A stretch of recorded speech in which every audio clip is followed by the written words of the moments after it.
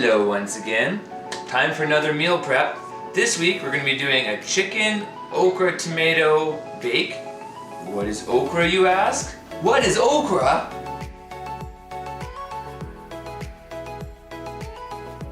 This weird looking green stuff is okra. It is a superfood and kind of fuzzy. You've probably seen this at the grocery store and walked by it and gone, what the hell is that? It's quite popular in cooking in soups because when you cut it open, it's all sticky and gooey. Let's take a look. Let's get one of these little babies open. Sticky. See, it's got some seeds in it. Let's get prepping. This week we're having a lovely shipwreck vanilla rum.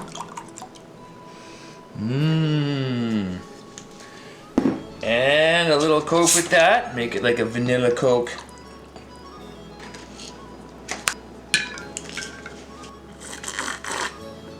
I'm gonna cut the ends off. Oh, that one's already cut off.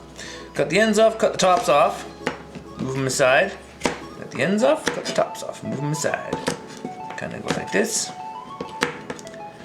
Snip, snip it, chop it, chop it. I mean, there's gotta be a faster way to do this.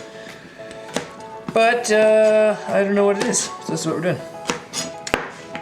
Sometimes I like to pick up stuff at the grocery store, and you know, there's like a lot of stuff from different countries in there, and you look at it and you're like, what in the hell is this for? A lot of times it's roots, stuff like that. Just buy it.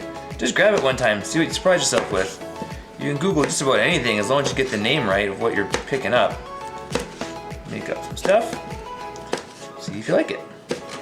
I've used okra quite a bit in New Orleans style gumbo, which is also very tasty. Get a good roux made for that. I might cover that in a different video. It's pretty tasty. A lot of prep work though. Alright, so we got all of our yucky bits and all of our good okra. Okay? Alright, we're gonna start chopping this up in little pieces. So like, what's this, like a 1/4 inch? Like little pieces. You're gonna notice that they're gonna start getting gooey. And stick to your knife. You're gonna get your fingers all gooey. That's fine. That's normal. It doesn't mean it's rotten. It does get added to soups and broths a lot of the time though. And to help thicken it up. Now we're gonna try to get about 2 cups of this stuff. We're making a big recipe, big batch today. Choppa, choppa, choppa.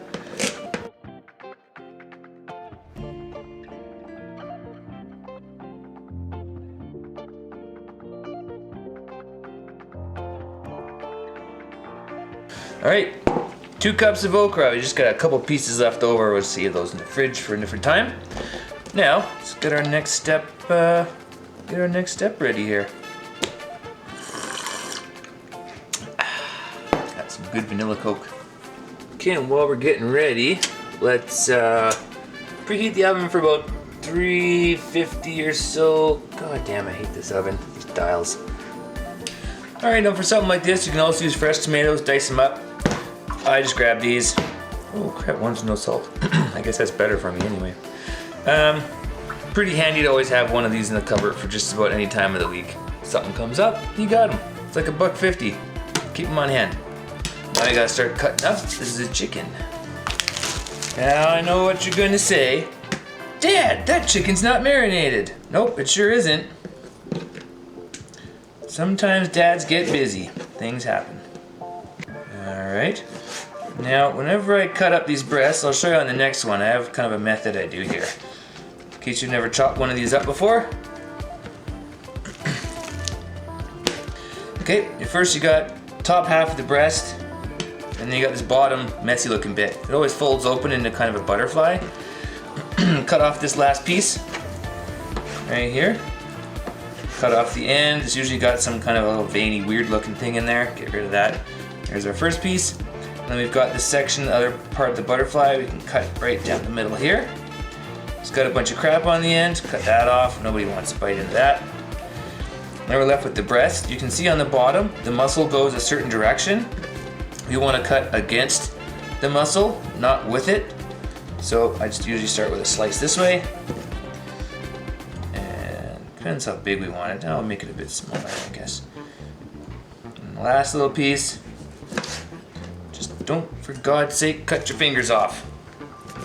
Having a sharp knife helps quite a bit with stuff like this. I was never really very good at sharpening knives. It's just a skill that I could do all day, and my knives just don't appear to get that much sharper for the amount of work I'm putting in. So I got an electric knife sharpener. And boy, oh boy, let me tell you, it makes a huge difference when you're not sawing away trying to get through something, and it slices real nice. Get some good pieces.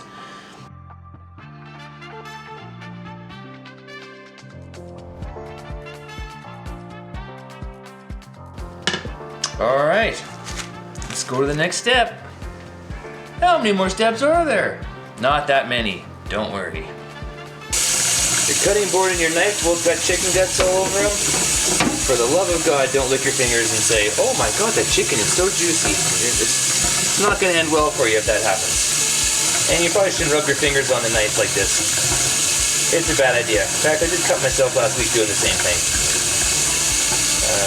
So do what I say, not what I do. Except for the rest of the video. That's probably cool.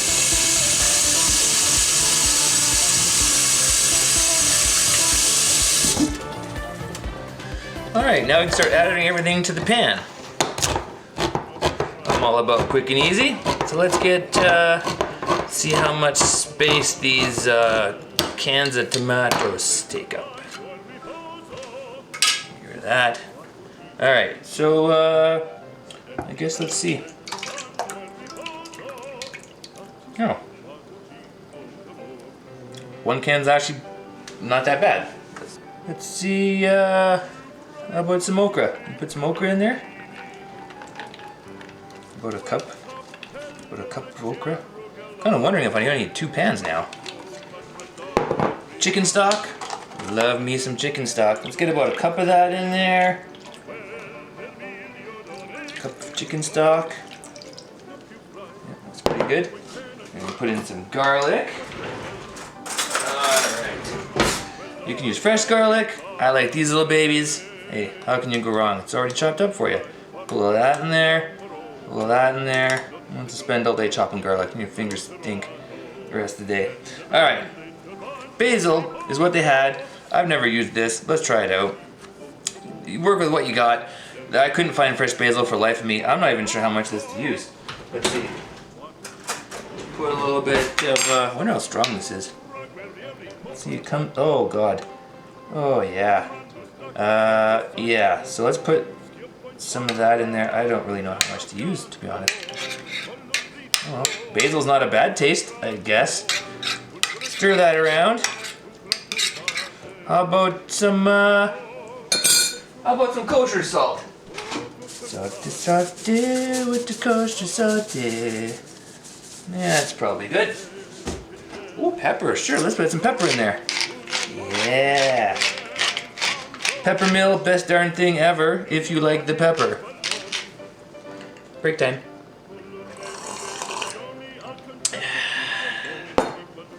See how far we get here. Make sure to give it a good stir around, cover that chicken up. You know what? I am going to use a second pan.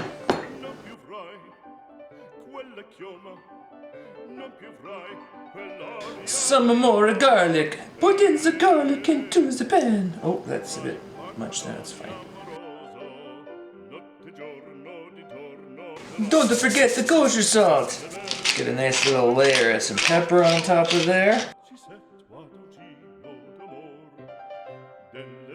So this is really like a much easier lunch prep to do. So all we've done really is chopped up some okra, opened a couple cans of tomatoes, preheat the oven to like 350 and 350, 375, something like that. We don't want to cook this too fast. Add some salt, add some pepper, add some basil, add some garlic. Hey, forget about it. This is easy. Easy, easy. Everyone's gonna say, hey Joey, what do you got for lunch today, Joey? Peanut butter jam sandwich? And you're gonna go, nah man, I made this okra basil chicken. Oh, forgot the chicken stock.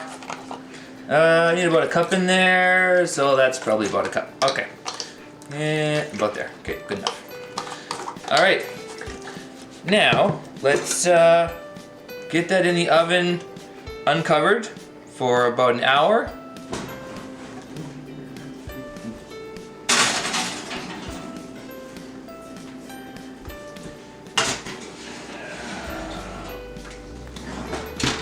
Okay, set that for an hour, and we'll see how it goes. I looked in the fridge and I found some mushrooms. So hey, why not mix some mushrooms to go with it? Alright, these aren't the greatest mushrooms in the world, but I like to get in the full ones instead of the pre-sliced ones. Unless you're super lazy, then get the pre-sliced ones. Benefit of getting the whole ones though, after you wash them, always wash your mushrooms. They don't grow in fields of cotton candy. Get your whole mushroom, cut it in half, done.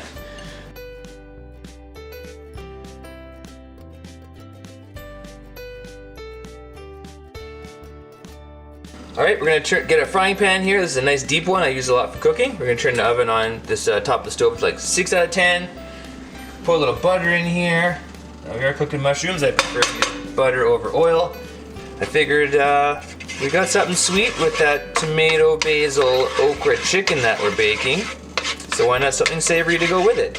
I don't like to use a lot of salt when I'm cooking mushrooms. I instead prefer to use like a soy sauce. A little bit of that on there. Soy sauce has lots of sodium in it. It gives a nice flavor. Let's get in our mushrooms. Just dump them all in there.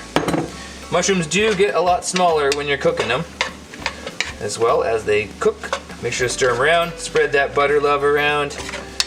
Okay, now we're just gonna watch it cooking. When they start to, leave it for a minute. When they start to brown on the one side, we're gonna give them a good stir and a shake of soy sauce, and then take them out shortly after that.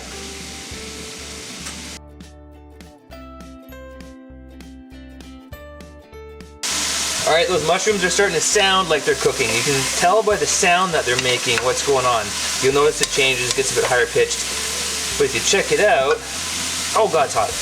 They're starting to get a little golden brown on the one side that was touching the pan. So that's good. Now the key thing with mushrooms is you do not want them to be cooking too long. They will not get crispy, they will get mushy and crappy. So I'm going to use this VH soy sauce. It has a stronger flavor than other ones I've tried, and it's not bad on mushrooms. So we're just going to put a few shakes around in here. Don't use too much, don't have them swimming in soy sauce. It'll be disgusting. There. Now we're just going to give it a bit more of a stir here. Smells good. Alright. Now that we've got all that spread around in there, okay, we're going to leave these cooking here for 2 or 3 more minutes. And we're going to try one and see how they are.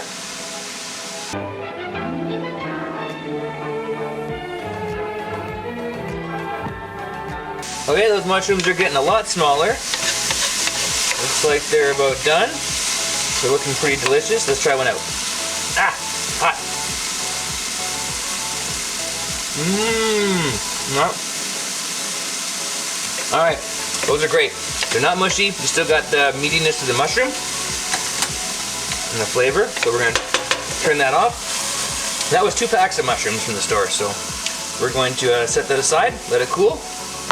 And there's been a last minute change of operations here. So we'll get to that in a second.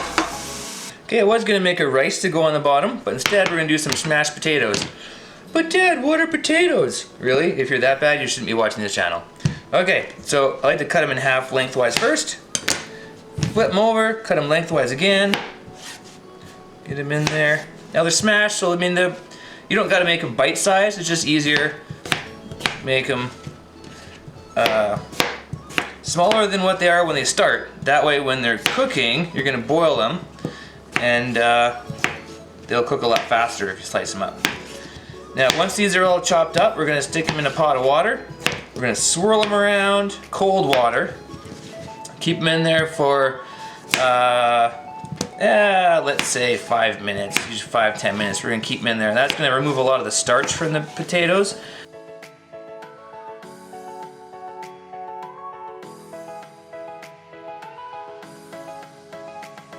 Okay, it's been sitting for a few minutes. The starch is out. These potatoes in particular don't have a lot of starch. The water doesn't look very cloudy.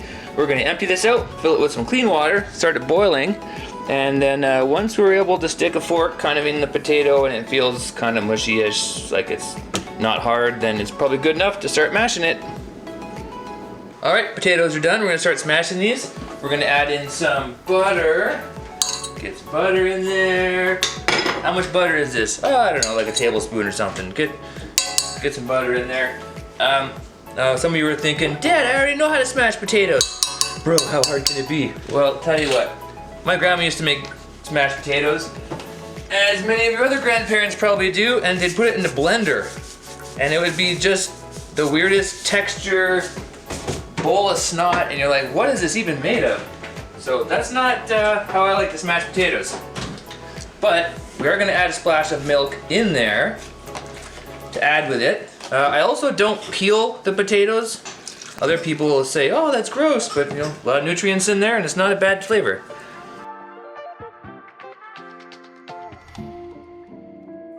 All right, so that looks pretty good as is.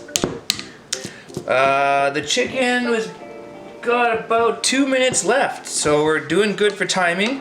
We're gonna start setting up our meal prep Tupperware, distributing what we can. Make sure to have it cool before we start adding it in there, and before we put it in the fridge, of course.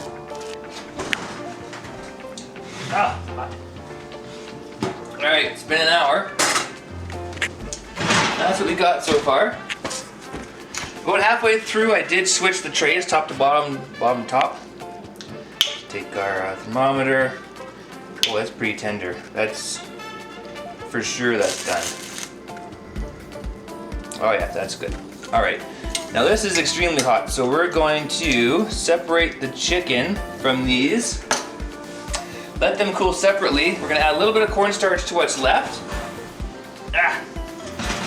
Try a little bit and thicken it up so when we put it all in the Tupperware, we can have a little bit of a gravy on top of there. Okay, let's see how that goes. Okay, we took all the chicken drippings out of the pans. We've got our cold water mixture of cornstarch and water. Cold water only, keep stirring. Wait till the mixture's boiling. We put it in a pot. We're just gonna add that in there. And we're gonna keep stirring this. Stir, stir, stir. All right, keep stirring this for about a minute till it starts to thicken up. And then we can let it cool. Okay, now we've thickened up that sauce a little bit, so it's looking a lot better. It's still pretty hot, but we're gonna start spooning it over here onto our lunches. All right, so total time being taken here, probably like, let's say an hour and a half. But if you think about it, for all these 8 lunches, like how long does it take you to make a lunch? 10 minutes? 8 lunches, 10 minutes each. You're almost looking at an hour and a half right there, and then you're gonna have a crappy lunch. Look at this, you put in another 10 minutes of extra time on a Sunday, you can meal prep. Oh, it smells good. Get some more okra in that one. And then you've got yourself a delicious lunch. Hey Joey, what do you got for lunch today, Bobby? Hey, I got okra chicken with mashed potatoes and some sauteed mushrooms. Look at that, we're gonna put some mushrooms on there. Get a little bit of some mushrooms on the side there. These little ones. And for 8 lunches, you can't really go wrong. Now for sure let these cool. They are a bit warm still because we just put the sauce on. So we want to cool these with the lids off before putting them in the fridge. That'll prevent a lot of bacterial growth and condensation within the lunches. Thanks for following along, kids, today in our meal prep of okra chicken and mashed potatoes with some sauteed mushrooms. Hope you enjoyed. Subscribe to the channel for more delicious cooking with dad videos. And I will see you soon. Whoa, chicken camera!